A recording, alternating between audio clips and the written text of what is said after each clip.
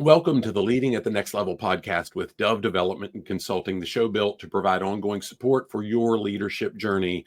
Today, I have the opportunity to have a conversation with a gentleman I've looked to and admired for the last decade that I've known him. I'll talk more about that later.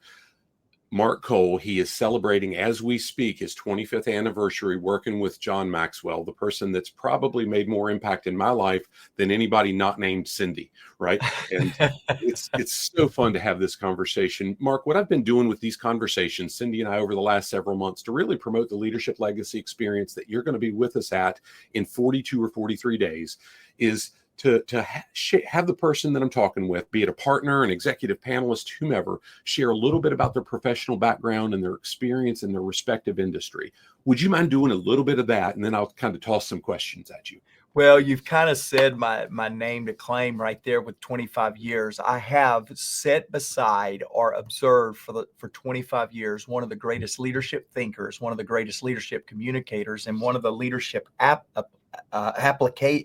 application people in the world in John Maxwell. And so really my claim to fame, I have watched leadership work behind the scenes and on stages for 25 years. And the last 15 years as John's CEO has been incredibly interesting from a leadership incubator standpoint. I really, truly have watched leadership play out, I believe, more than anybody else in the world. The last 15 years have been notable in that 15 years ago, John saw something in me in the developing of me because I started as a telesales representative. After 8 promotions, John, on my 9th promotion, said, I want you to be the CEO of our 3 companies. And so I started in 2010, becoming John's right hand and his CEO of our 3 companies. 5 years later, we had 7 companies that are still in existence today. And the net revenue or the gross revenue of each one of those 7 are bigger than the aggregated, the compiled revenues of the 3 when I first started. So we've had years of growth. We've grown our team. We've exploded our influence. Our nonprofits are doing things now that are remarkable in the sense of there's nobody pioneering where we're pioneering. And so I've experienced a lot of startups. I've experienced a lot of explosive growth environments. I have a whole library of things not to do as a leader. And so I'll tell you, Wes, I come equipped to the Leadership Legacy event with you and Cindy, ready to give you fumbles, flops, and failures, and some of the greatest experiences I ever dreamed possible. Mark, that's powerful. I remember in 2014 was the first time I heard you and David on a Maximum Impact CD that I had at the time with Mark. And that's the first time I met you distantly. Yeah. I was driving in my vehicle. I remember where I sat at the time when I heard your voice for the first time. So that was my introduction to you. And you just shared that background. Leadership is very, very hard. Right before we got on this call, I had a conversation with one of my closest friends. He owns a company. He said, man, there's some rough days in leadership. And it was emotional. And I said, yes, it is. And these relationships, we've got to have a purpose and those relationships to be willing to go through it. What was it for you to take on that and go through those extra steps and really accept that responsibility that comes with being that CEO and now owning all of the fiduciary responsibility for what is Maxwell Leadership? Well, and before I say that, Wes, you said something very important to all your listeners and all the people that I want to come to the Legacy event. And that is, leadership is extremely tough. In fact, the most noted leadership guru in the world, recognized by Forbes and Fortune and American Business Management Association, John Maxwell, says there's no 2 good consecutive days in a leader's life. Wes, I've quoted that, you've quoted that, but you know what we've done more than quote it? We've lived it. There's no 2 good consecutive days. I was up this morning celebrating 25 years. I was up at 1:30 this morning saying, should I even be leading right now? I feel like that somebody could lead much better than me. So to your friend and to anybody else out there listening that goes, man, today, Mark, it's good to hear you because it's a good day. Or for those of you that said, if I have to hear one more person use the word leadership, I'm going to use some words my own self that I don't want to use, because that's the paradox of leadership. And I would just want to relate with anybody. The thing that makes a difference now is the answer to your question. It is waking up every day determining that I have not arrived and that there is a lot more for me to learn. And any leader from John Maxwell, 78 years old, Wes, 29 years old, you're welcome, Wes, or me in between that. Every one of us can never lose the commitment to grow and to challenge ourselves to become better. 25 years ago, when I started in the stock room with a little desk and a phone in the stock room, no AC because they didn't have any place else to sit me. And when I sat down there and I realized that I was getting ready to do something that I had never done, and I was getting ready to have an opportunity to carve out opportunity for me to expand and grow, I sat down and I began my journey there. This morning, 1:30 this morning, when I woke up and was thinking through a particular challenge I'm working through today, I thought the same thing.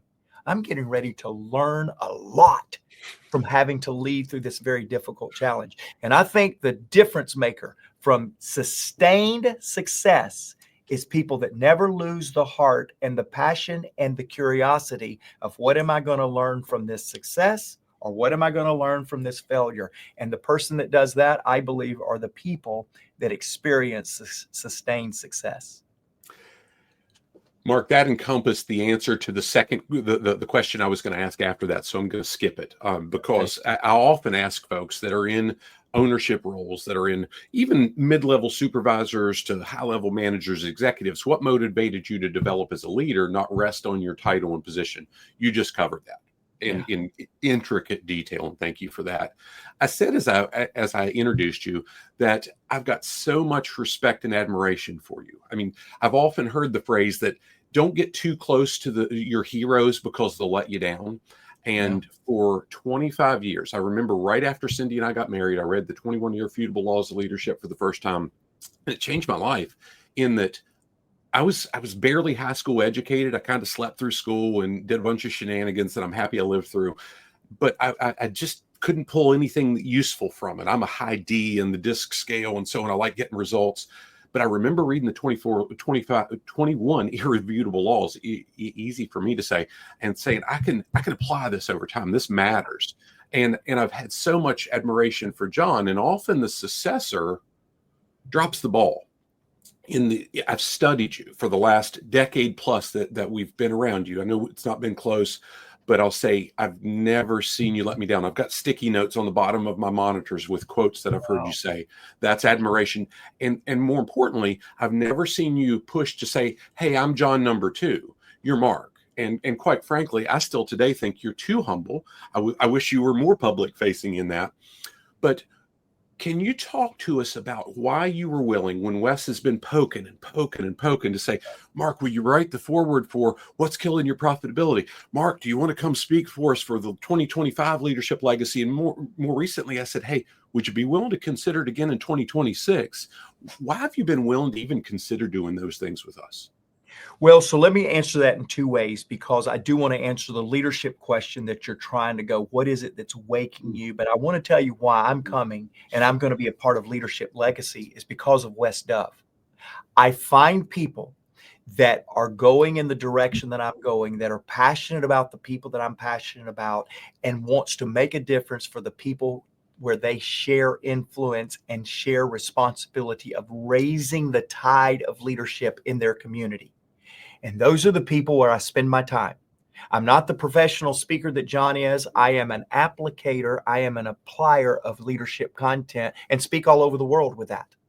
And the reason that I am coming and I'm going to be a part of Leadership Legacy is because that's what Dove Development is doing. That's what Wes and Cindy are doing. And that's where I want to spend my time, is with people like you. See, Wes, here's what I know. We're going to have a great event in a few weeks, but it's going to start a process for many in that room. And I'm about people that want to take a journey, not people that want to have an experience. And so for me, when you told me the design and the desire of Leadership Legacy, that's where I want to be that day. There's no other place in the world, including a golf course or a great beach destination, than I would rather be with you guys, because of the desire and the outcome expected from the Leadership Legacy event. Let me go back and answer that from a leadership perspective. as well. Because at 5 years of age, I knew that I loved telling people what to do. I knew even more that I loved when they did it. So in other words, there was something I was born with that I loved to have influence. Now, I didn't know how to frame that at 5 years of age. In fact, I didn't know how to frame it until 17 when I read my first John Maxwell book called Developing the Leader Within You. And I realized, oh, what I really liked at 5 and all the way through childhood into adolescence, what I really liked was influencing people to become better, to make good decisions, to invest in themselves, to bet on themselves. So at 17, I determined that. But it was at 30 after I had forgotten. For 13 years, I had forgotten to develop myself on the inside, which was the challenge from that book. And I spent all of my time developing myself and my image and my perception on the outside, that at 30 years of age, 13 years later, I crashed and burned in the area of leadership, so much so that at 30, when I joined John's team 25 years ago, do the math, I'm 55. When I joined John's team, I said, I never want to lead again. I just want to influence people. I just want to let other people lead. If I get complimented on anything, and I bet some of your quotes are about that, and you even alluded to it, Wes, if I get complimented on anything in my leadership, it is about the authenticity with which I lead. It's how vulnerable I lead. Now, some people take that and go, wow, I wish you would be a little bit more forward with it. Thank you for that right there. I know the heart of that is, Mark, there's more in you. Step up and do it. I also appreciate the people that take that as a character comment. Man, Mark, you're humble. I appreciate both aspects. But you know what I appreciate about that compliment the most? Is what I learned at 30 years of age, 31 years of age, 32 years of age in leadership, that leadership is never about the leader. It's about the people impacted because of the leader. Always, every time, in every situation, it is always about. The problem with leadership now that's made us leadership sad is most leaders are about their agenda, and their agenda is about their successes and accomplishments and aspirations, and not about the people that they're leading. When you hear Wes and Cindy Dove and they come work with you, they're going to make leadership about the right thing, which is about the people being led, the ideas being populated, not about the leader's progress and success, because everything that we do about leadership is about others and the greatness that's in others. I love your comment about you wanted to influence people, you didn't want to lead, but the reality is it's one and the same. Yes. And I've told people all the time, I can sit in my garage all day long and I'm never going to be a car. That's exactly. Being a manager does not make me a leader the same way. It just is what it is. I've seen some high-level managers with a lot of responsibility impacting a lot of people, but in a very bad way because they're not leading. It's not about the people. It's not about the influence. Wow, what a powerful statement. Mark, you do so much worldwide, nationwide, and so on. What would you like the folks, anyone listening to this, anybody looking at, hey, should I come to the Leadership Legacy experience? What do you want them to know about you and Maxwell Leadership that they probably don't know or don't realize? What's behind the scenes? Well, I believe that success is possible for every one of us. I think potential is in all of us. And I think realizing that potential, having personal success, brings success for those around us. And so when I come into an event like this, as I will with you guys in a few weeks, there is a challenge that I'm going to give you, and that is there is more success in you. Let's start there. I want to see you successful. I want you to be more financially successful. I want you to have a greater leadership opportunity to lead next month after I leave you than you have right now. There's an aspiration within every one of us that I want to awaken, challenge, and see you begin to fulfill intentional disciplines to accomplish the greatness that's within you. We're going to start with you. But the second thing that we're going to do is we're going to quickly challenge you to a concept that we believe is as important as success, and that is significance. I want to challenge you. This is why I love you and Cindy. I want to challenge you to awaken the significance in you so that you can realize success is what happens to you. Significance is what happens through you. Leadership is about becoming so successful that you become influential to others so that the success can be used for the benefit of others. And so when we come into a leadership legacy type event that you guys are putting on, I'm going to challenge you to, number one, start with you, become better. I'm going to challenge you to commit to you, which is take a next step. I don't know what that next step is. Wes, I've looked at you and said, we better have a next step, because I'm not coming if we don't have a next step for people. Mm-hmm. Because leadership growth is a journey, not a destination. You will start the journey of greatness when we're together, not end it. And so it's going to be the beginning for those of you that want to take a journey of success. And the final thing that I will challenge you to do is to take a high road of leadership. And what that means to us is make your leadership, as I said earlier, about those that you lead, about your community, about your family, about the team. Make it about others. And you will, as Zig Ziglar say, when you help enough people get what they want, you will get what you want. Amen to that. Mark, I've had the chance to see, I've never been part of one because we're paddling our own little boat with both oars all the time. I've had a chance to see Maxwell Leadership do country transformation. Yeah. Can you give an example of some of the successes, more importantly, some of the impact that you've seen that have on communities and countries? Typically, I ask for folks to share this about their specific industry. Yours is not. You cover 8 streams of influence when you go into a country. Can you talk about that briefly? Yeah, and let me say again, for those of you that are coming to the Leadership Legacy and those of you that are still on the fence, we're going to talk about your business, and I'm going to give you some skill sets that helped me start 7 companies, 5 of those, and then have each one of those bigger than all the others. So we will be very practical in that. But yeah, thank you for letting me talk about the significance part of what we do as well. Because just 3 weeks ago, I was with the president of Argentina. And he had heard about what we were doing in Guatemala, which, by the way, 22% of every citizen of Guatemala, there's 19 million people there, 22% of them have sat through one of our 13-week values-based roundtables. 21, almost 22%, guys. It's incredible what has happened. And so he's heard about that. He's heard about Paraguay, where in Paraguay, literally every public school in Paraguay is teaching the children in their schools Maxwell Leadership Values curriculum as a part of the core curriculum in their schools. By the way, we're doing that in 8 states here in the United States too. It's growing. It's exciting.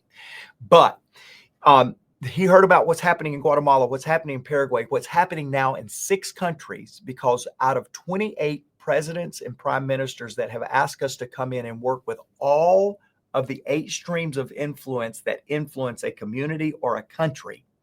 And when that president asked us to come in, we go through a process, and we've said yes to 6 of them.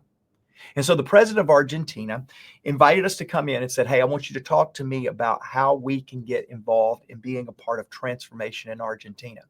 And so we said yes. We went down. He's ready. He's mobilized all the streams of influence leaders in Argentina. And so the end of September, beginning of October, we will take about 200 coaches of our certified coaches like Wes and Cindy. We'll take them in, and we'll train about 20,000 facilitators over a week's time that will take values-based curriculum, begin to learn and live, and then lead from them in roundtable communities that will then go. And by the time we will leave and come back to the U.S. in 2 weeks, we'll have over 125,000 women and men going through roundtables, leadership environments that are taught to learn it, live it, and then go lead it with another roundtable. And that's how we began this groundswell of truly transforming communities in our nonprofit. It's hard for me to get my head around the impact that really is. I've heard it. I've seen it. I know folks that have been on those trips with you in Paraguay and different places around the world. And it's still, it just blows my mind about the impact. And we get to have that access here. Thank you for that. Mark, you mentioned 25 years ago today, you started with John Maxwell. 15 years ago, you stepped into the CEO role with John Maxwell. Talk about how the purpose that you've seen from John, the impact that you know he wants to have from his heart, really aligned with your own values and purpose to that point in your life, and how you guys have been able to implement that at all levels of the organizations, what you work to do for that. Yeah, and so just 3 weeks ago, I was with the top 6 executives of Ashley Furniture. Here in the United States, it's a very large furniture company. In fact, they're the largest manufacturer of furniture. Home Depot, several others use their content white label, or their furniture white label it. So they're the largest manufacturing, and I think they're the 3rd largest retailer of furniture, $13 billion. They're on their way to a $30 billion, or excuse me, a $25 billion trajectory. And so they asked me to come in. I had lunch with their CEO and owner, and they asked me to come in and spend 2 days with them. And what I learned is, while there's a lot more zeros in that organization than perhaps from many of the ones that are listening to our podcast or that are attending our events, the leadership challenges and the leadership solutions are very similar. They're scalable. And what I would challenge each of you that are leading or wanting to lead something significant, what I would tell you is the leadership principles that we've been applying around here for over 50 years of John's career, over the last 25 of mine, are both scalable and applicable no matter where you are in your leadership. The question is will you apply them?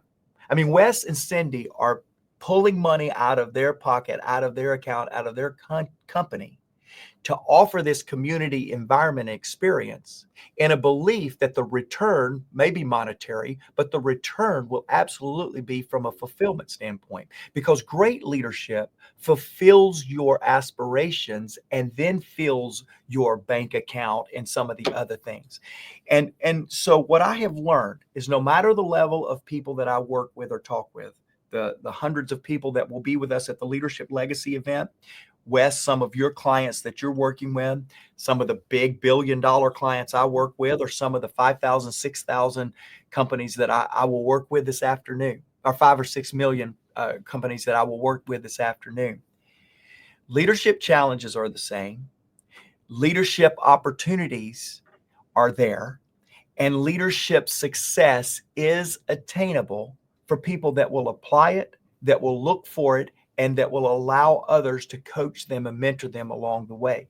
And that reality, Wes, is what woke me up this morning with a challenge, and what got me out of bed this morning with an opportunity, and what will put me to bed tonight with a sense of fulfillment. Because leadership can be learned, leadership can be applied, and leadership can be transferred.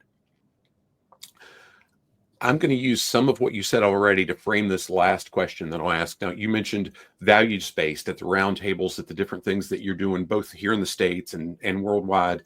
And you also said something about you said, hey, Wes and Cindy, you better have next steps or I'm not coming. Well, we have next steps, and I'll wrap up with some of that. But I'm going to share something that nobody knows, not named Cindy right now. On in the fall of this year, we're hosting an event that leads to the 2026 Leadership Legacy that we're planning right now. That's very values-based.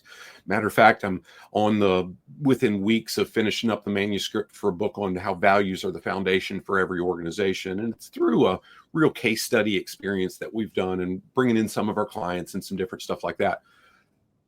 So that's the next steps. October 17th locally. Next year, we're working on the date, the May, June, July timeframe, to have part 2 of the Leadership Legacy experience, and so on and so forth, that you've said, yeah, let me know the date and we'll see what we can do.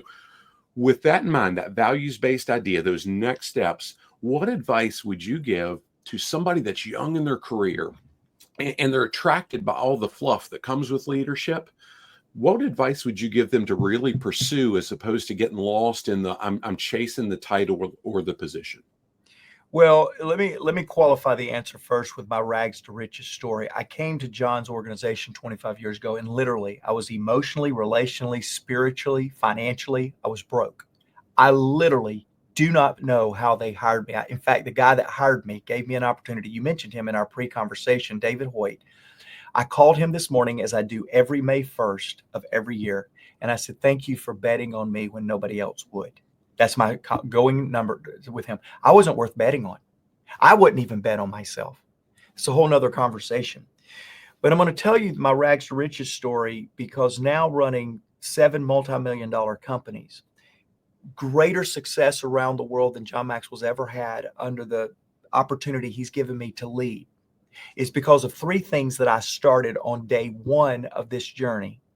And they're still the things I do right now. And so every young aspiring leader or every accomplished leader that's not satisfied with today in hopes of a bigger, better, brighter tomorrow, there's three things. One is consume content. Consume content, eat it, consume it, hunger for it, look for it, drive for it, die for it, bet on it. Come to the Leadership Legacy event. Bet on content because it's all about learning. Consume content, number one. Number two is pick an experience.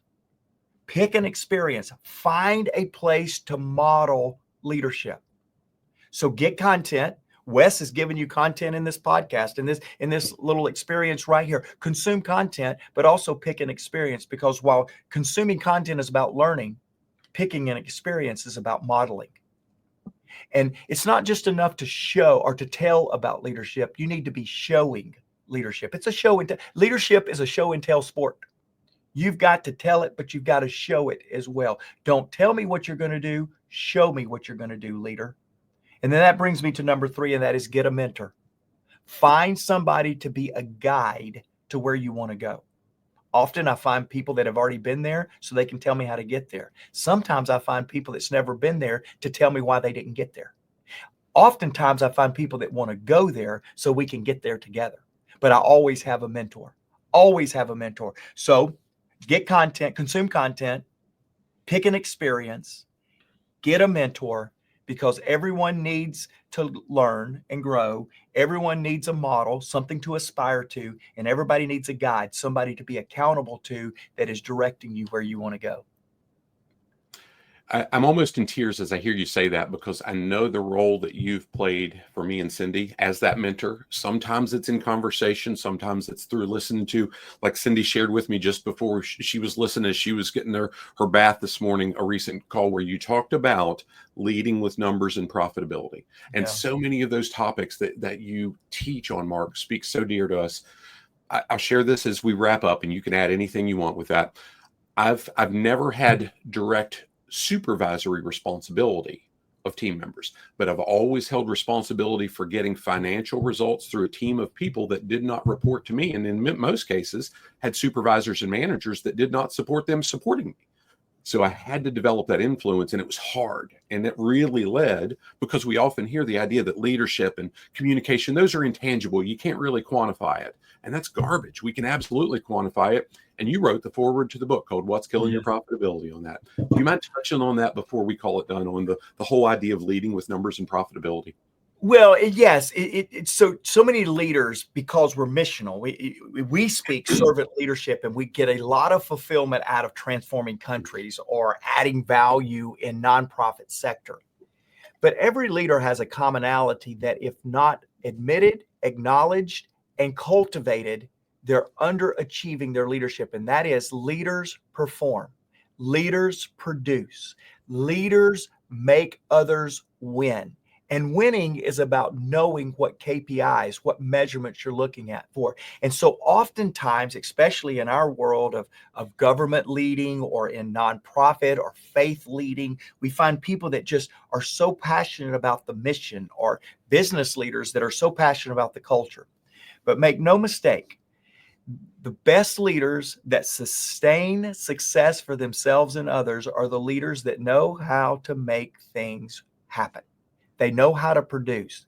They know the dollars and cents. They know the numbers of their organization. I talk all the time about John's passion. He did not get into writing books to make millions of dollars. But you know who knows the exact number of books that have been sold by John Maxwell in the lifetime? It's John Maxwell. He knows every book. He knows every number, because numbers matter. And leaders that focus on numbers are leaders that will produce consistently over time. And leaders that produce consistently over time establish legacy so that others can produce as well. Leaders don't shy away from the dollars and cents. Don't shy away from the responsibility to produce, because that will be a differentiator between you and great servant leaders that just want to focus just on mission. When you can produce and appreciate mission and purpose, now you've got a recipe that others will be impacted by, but that others will want to model. Mark, thank you for that. Thank you for the time. Guys, anybody seeing this, we hope it serves you. If you can't make it with us, you should still try. But hopefully this serves you and gives you tools that you can apply. One of the things that Cindy and I've worked hard to do over the last 5, 6, 7 years is develop and really practice the law of leadership develops daily, not in a day. The law of progress, I believe that is. And in 2018, we started a course, and about halfway through the course, I thought, gosh, this is good, but it's not giving people as much as they need to continue the journey. And that's why we started our Leading at the Next Level program that's grown into this podcast format and so on. In that program, there's more than 160 lessons that Cindy and I have written over the last several years. If you'd like a 45-day access, if you're hearing this and you'd like a 45-day access to kick the tires, if you need continuing education credit, we've invested heavily, time and financially, to put that together. If you need continuing education credit, send me an email at admin@dove-development.net. We'll hook you up with a free trial, kick the tires, see what kind of value we can get. Mark, thank you. We love you. Thank you for the time. We can't wait to see you in person in just a few weeks and to be able to make the impact we know we're going to make with the folks that are able to be with us that day. It's shaping up to be a fantastic event. Thank you. Looking forward to it. God bless.